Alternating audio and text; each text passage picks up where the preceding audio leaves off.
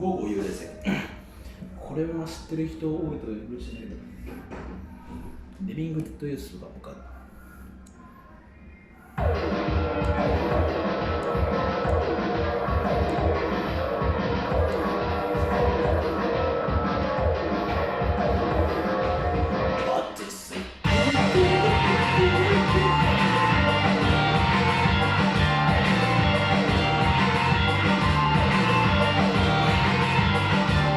ちょっと病状なセブンティーからインクとペンで絵を描いて、ついで吐いてまたパザンクそれを何度も泣いてまたした。まるで前のアンドロイド、僕の声と頭はガランド。いつも咲いて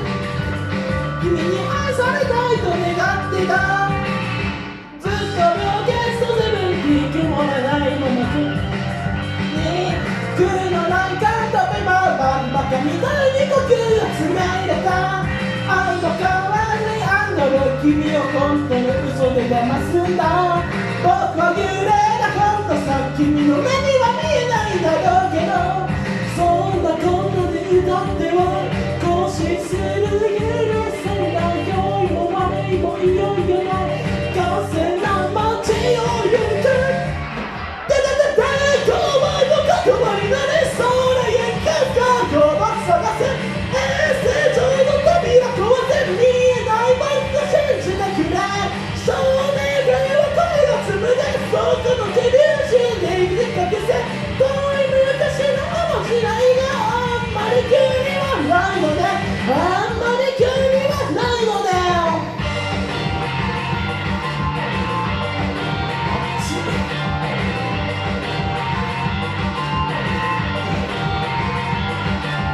ちょっと餃子かせる空気を映画みたいな現実、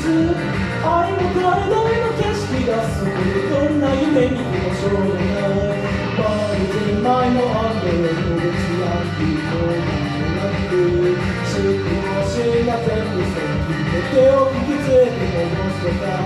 そんなこんなにやってない目をゆく揺れて名前を後ろの匂いを嗅いだら全部忘れてワウワウワウワウ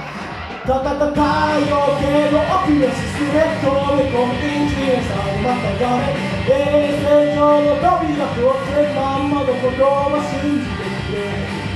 状態の奥を使え、これにのそんなんて言いかけて、遠い昔の同じな今、たちまちのうちあるこれだ、たちまちのうちあるこれだ。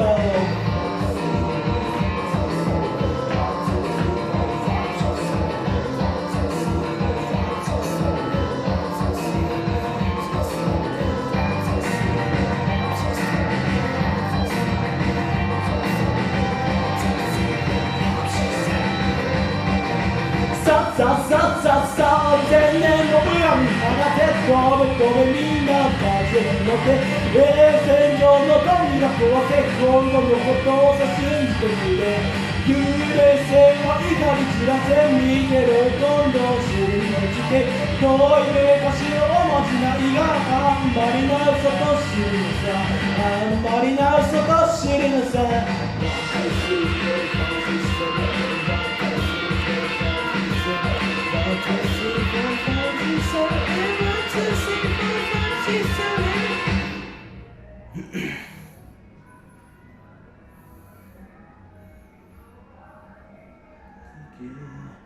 何をしていい